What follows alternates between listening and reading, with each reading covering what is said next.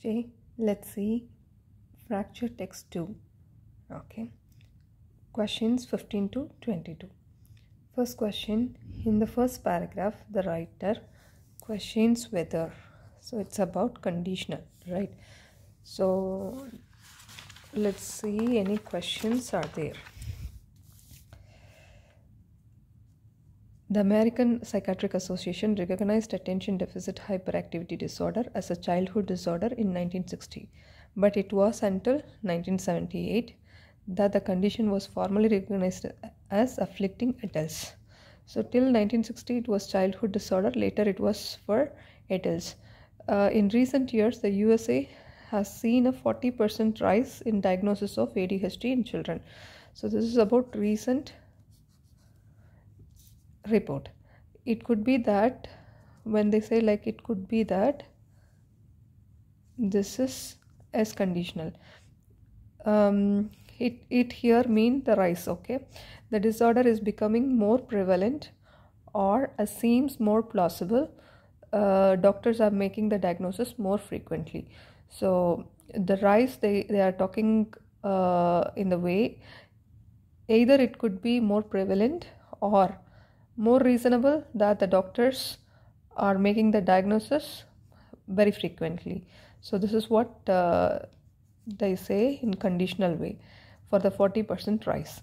The issue is complicated by the lack of any recognized neurological markers for ADHD. Okay, so further complication they are mentioning here. The APA relies instead on a set of behavioral patterns for diagnosis. Again, they are talking about the same, the patterns. It specifies that patients under 17 must display at least 6 symptoms of inattention and hyperactivity. Adults need only 5. Okay, all these, it's about the symptoms. But here, it is questionable that how this 40% rises. So they are telling like it may be more prevalent or reasonably doctors are making the diagnosis very frequent. So with this, let's see whether the option is available or no. Adult ADHD should have been recognized as a disorder at an earlier date, not earlier date, right? ADHD should be diagnosed in the same way for children and adults. No, they said like adults just need 5 and children 6. ADHD can actually be indicated by neurological markers. Yes, but they are not specific, right? Cases of ADHD have genuinely increased in USA. Yes, the conditional question is for 40% rise. So then genuinely increased or not is what we are talking. So they are giving two options. Either it should be more prevalent or doctor should make frequently the diagnosis. So with that condition, I'm going for D. What does Dr. Seol object to? So the aim to pretest. So we have to check where he is opposing. Now let's see the paragraph. Where is Dr. Seol? He is here. Okay. ADHD can be controversial condition. Dr. Russell Barkley, professor of psychiatry at the university. Okay. The science is overwhelming. It's a real disorder. So the real disorder means ADHD, which can be managed in many cases by using stimulant medication in combination with other treatments. So what he is mentioning is can be managed. Dr. Seol, a behavioral neurologist with 5 decades of experience, disagrees. So here he opposes. Many of us have difficulty with organization or details, a tendency to lose things or to be forgetful or distracted. Under such subjective criteria, subjective means it's not proven, it's just said, the entire population could potentially qualify. So what he says is, here they mention like real disorder, but Dr. Seol disagrees with that, and he's telling that the criteria what we have mentioned, the entire population can be having ADHD. Although some patients might need stimulants to function well in daily life, lumping together of many vague and subjective symptoms could be causing national phenomenon of misdiagnosis. So what here he is telling us, the already mentioned the subjective criteria may be wrong. Okay, or it may give misdiagnosis or lead to overprescription of stimulants. This is what he is saying. So the first statement was real disorder and can be manageable, right? And the second one by Dr. Searle, he says that he disagree with the factor, and he mentioned that, and the criteria which defines ADHD, it is not the real one and can be the entire population qualify, and that leads to misdiagnosis and overprescription of stimulants. Now, if I go for the option, the suggestion that people need stimulants to cope with everyday life, not everyone, right? People need stimulants is wrong. The implication that everyone has some symptoms of ADHD. Yes, maybe there are chances everyone has some symptoms, but he is talking about there is one more, like this is partial answer. The rest is it may lead to misdiagnosis, which is not given. Okay. The next C option is the grouping of imprecise symptoms into mental disorder. Yes, imprecise symptoms is subjective symptoms. Into mental disorder is misdiagnosis. This is right. The treatment of ADHD suggested by Dr. Bartley. It is not about the treatment, it is about the disorder, whether it is real or no. This is mentioned here. The grouping of means the lumping together is grouping of. Vague is imprecise, which is already clearly mentioned like subjective symptoms. Okay. Now 17th question. The writer regards the study of children in foster care as significant because, okay, this is reasoning why it is considered. Okay, let's see why it is important. Foster care, it's here. A recent study found children in foster care 3 times more likely than others to be diagnosed with ADHD. So children in foster care, they have ADHD, and they said like 3 times. Okay, researchers also found that children with ADHD in foster care were more likely to have another disorder. So there are chances they have another disorder as well, and they mentioned like depression and anxiety. This finding certainly reveals the need for medical and behavioral services for these children. Okay, this is about the requirement, but it could also prove the non-specific nature, which means the subjective symptoms of ADHD, the anxiety and depression, or an altered state can easily be mistaken for manifestation of ADHD. Okay, this is important. They said like children in foster care, they are likely to be diagnosed with ADHD. That is 3 times. And again they are telling like children with ADHD in foster care, they are likely to have another disorder and they need medical and behavioral services. When they say but it is something opposite, they mention like non-specific nature, that is the symptoms are not specific and thereby it can be easily mistaken for ADHD. So they are trying to prove that it is easily mistaken. Highlights the difficulty of distinguishing ADHD from other condition. Yes, difficulty of distinguishing because non-specific nature. So that's why they are manifesting for ADHD. Focuses on children known to have complex medical disorders. Complex they never mention. Suggest a link between ADHD and child's it is not upbringing. They just mention like ADHD and other condition. Draws attention to the poor care. They never mention about the poor care. So it is about A, not other options. Next question, in the 4th paragraph, the word they refers to. Okay, now let's see the question and the related paragraph. They said they refers to. So they refers to, I could see they here. They echo earlier research. I have the word echo and the next word is earlier research. So echo is something like repeating, right? So here I have research. So they are talking about research. The relative word I have to find out. So however, studies from UK and Brazil, so here they are talking about studies. Okay, studies from UK and Brazil published in JAMA Psychiatry are fueling questions about the origins and trajectory. You have questions here suggesting not only that it can begin in adulthood, but there may be two distinct syndromes: adult onset and childhood ADHD.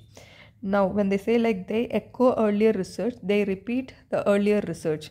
So this echo can be related to research, can be related to studies instead of questions or syndromes. So let's see what are the options I have: syndromes, questions, studies, origins. I go with studies because of the word research after echo. Okay, now next question. Okay, Dr. Farron suggests that the group of patients diagnosed with adult onset ADHD. So it's about adult onset ADHD. Let's see what he suggests. Okay, Dr. Farron is here. Okay, among them underestimating the here also. Okay, let's see from here. However, an editorial by Dr. Stephen Farron in JAMA Psychiatry highlights potential flaws in the findings. So they are talking about some flaws. What are they? Among them, underestimating the persistence of ADHD into adulthood. Okay, and overestimating the prevalence of adult onset ADHD. So there are two flaws they have mentioned. Let's see what he further explains. The researchers found a group of people, so this is what the question is about, right? Group of people who had subthreshold ADHD. Subthreshold is not completely recognized as ADHD. Subthreshold is less, right? There may have been signs that things weren't right. So there are some signs that shows it's not perfect, but not enough to go to the doctor. Maybe it is not recognized well to go to the doctor. Perhaps these were smart kids with particular supportive parents or teachers who help them cope with attention problems. So what they are talking about is, we know something is wrong, but we haven't taken up to the level of doctor, and parents and teachers are trying to help them out to come out from the attention problems. Such intellectual and social scaffolding would help in early life. So as a child, this would help them. But when the scaffolding is removed, so when the support is removed, full ADHD could develop. Okay, so what they are telling, maybe in the childhood there is a possibility of having ADHD, which is in the subthreshold level, that is very less. Signs may be visible, but it is not up to the level we have to approach a doctor. And this is scaffolded. Scaffolded means supported by parents and teachers to cope up with attention problems. But when this support is being removed, full ADHD could develop. This is what they are telling. Let's see the options which support is to get from the paragraph. Had teachers or parents who recognize the symptoms of ADHD. They didn't recognize, because if so they would have approached a doctor. They know something is wrong, but not to the level they have to approach a doctor. Should have consulted a doctor at younger age. No, because they are not aware. Had mild undiagnosed ADHD in childhood. Yes, undiagnosed here, which is subthreshold, which they mention. So this is right, in childhood. Were specifically chosen by researchers, not said, right? Specially chosen by the researchers, not mentioned. Consulted a doctor. This is not suggested because they are not aware of the symptoms. Here the word recognized, they may be aware but they haven't taken up to the level of doctor. Okay. Now 20th question, in the 5th paragraph it is suggested that drug companies have, so it is about drug companies, what are they doing? Okay.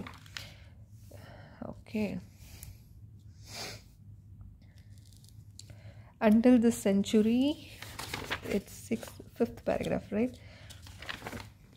Okay, this is the paragraph.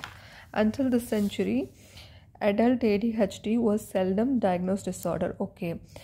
Nowadays, however, it's common in mainstream medicine in USA, a paradigm shift apparently driven by 2 factors. So now it's been given as common. Earlier it was not diagnosed, and it is driven by 2 factors: reworked many less stringent diagnostic criteria. So reworked less strict diagnosed criteria introduced by APA in 2013, and marketing by manufacturers of ADHD medication. So 2 factors that is driving this ADHD diagnosis, and it's common now, mainly reworked less stringent means less strict diagnostic criteria, and secondly marketing by manufacturers. So now we are talking about only the manufacturers, okay, because the question is about drug companies. Some have suggested that this new broader definition of ADHD was fueled. Fuel means maybe the reason of this definition of ADHD, at least in part, to broaden the market for medication. So this broader definition is mainly for the market of medication. In many instances, the evidence proffered to expand the definitions came from studies funded in whole or part by manufacturers. Again, they are talking about the manufacturers. So here they are telling like the evidence proffered to expand the definition. So mainly the definition expanded by the manufacturer funded studies. Okay, and as the criteria for the condition loosened, reports emerged about clinicians involved in diagnosis ADHD receiving money from drug makers. So the clinicians are receiving money from the drug makers to make the criteria less strict. Now three places they have mentioned about the manufacturers. One is now ADHD becoming common because of the marketing of manufacturers. Number 1. Number 2, broader definition came from came mainly for boosting up the market of medication. Number 3, the expansion of definition is mainly by funded studies. Now they are telling at last to conclude even the clinicians are receiving money from drug makers to make the criteria less strict and making ADHD more common. So 3 reasons are talking about mainly the marketing strategies of drug company. So being overly aggressive in their marketing of ADHD medication. Overly aggressive, they are not aggressive, but they are trying to influence research that led to reworking of they mentioned this reworking of criteria. They made it as less strict by giving money for clinicians, as well as they are influencing the research by widening the definition of ADHD. This is right. C, attempted to change the rules about incentives for doctors. No, it's not about the rules. They are bribing actually. D, encouraged the APA to rush through changes to the criteria for diagnosing ADHD. It is not about the encouragement, and encourage the APA to rush through. They are not rushing as well. The criteria has been loosened up by paying the clinicians. So B is opt for this question. Now 21, in the final paragraph, the word trademark refers to. So they are asking for trademark, the word that refers to what? Let's see, where is the trademark word? Okay, it's here. Okay, I'm reading from here. just observe that just observe the many patients periodically seeking an increased dosage as their powers of concentration diminish. So whenever their concentration reduces, they need increased dosage. This is because, so they are giving the reasoning, the body stops producing the appropriate levels of neurotransmitters. So body reacts, it stops producing the levels which needed, and the ADHD replaces it. A trademark, so here the addictive substances is ADHD drugs. So the trademark which they mean, what it replaces is body producing the appropriate levels. Let's see. Options are physiological reaction, substitute medication, need for research, common request. Since they said body producing, I have to go with A, because physiological reaction. Okay. 22, in the final paragraph, what does the writer imply about addiction to ADHD medication? Imply is something like you understand. It is not stated directly about addiction. Okay, we have read up to here. We'll see much has been written about staggering increase in opioid overdoses and abuse of prescription painkillers in USA. So they have mentioned many things about staggering increase. Okay, staggering increase means it is steadily increasing, but the abuse of drugs used to treat ADHD is no less a threat.